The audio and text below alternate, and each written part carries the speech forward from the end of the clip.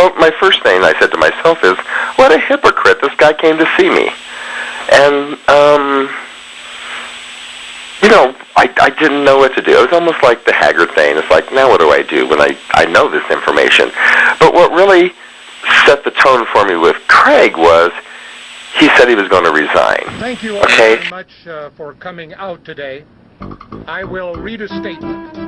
If you were gay, I am not gay. that'd be okay. I never have been I gay. mean, 'cause hey, I like you anyway. I was not involved in any inappropriate conduct. Because you see, if it were me, I am asking counsel to review this matter. I would feel free to say that I was gay, but I'm not gay. I never have been That's gay. not what I was into, was coming out every time I knew someone was gay that was seeing me. That was not my thing. But what made me change my mind, what really kind of angered me, was when when I heard rumors that he was reneging on his resignation, when I started seeing blurbs where Craig may actually, not resign, that's when I contacted you guys. Because that's when I started getting like, this is not right. He was doing the right thing to resign, but now that he's going to backtrack and renege on that is not right, because I knew this guy was a hypocrite. I would feel free to say that I was gay, but I'm not gay. He left the room for a moment and came back with condoms and some lotion or something to use as lubricant that he wanted for me to offer him anal sex, for me to receive him. Mm-hmm. And I did, and he again commented, just remember, you don't know me. And it was getting really uncomfortable for me. And the graphic detail about what occurred during the anal sex, and that the mess that was created, he was absolutely frantic about it, and didn't want me going in the bathroom to clean myself up. He just wanted me to get my clothes back on and leave.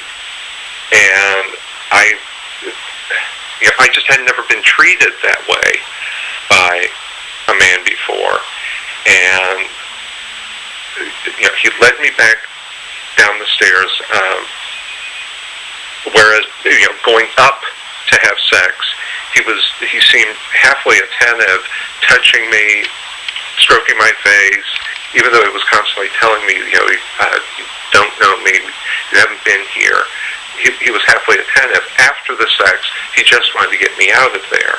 Because you see, if it were me, I would feel free to say that I was gay, but I'm not gay.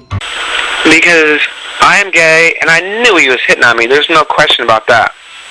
Well, I thought you had said that he looked over the divider at your penis. Yeah, he did. There's no question. He did. Okay. He looked over. He looked over and said, hi. But, he didn't touch me or anything like that. Yeah. And then after we finished urinating, then he washed hands. And we spoke a little bit more, and he said, well, I knew who he was. He gave me his phone number and said, if you ever get to D.C., call me, you can stay with me. If you were queer, Nicky. I'd still be here. Nicky, I am trying to read this book. Year after year. Nicky.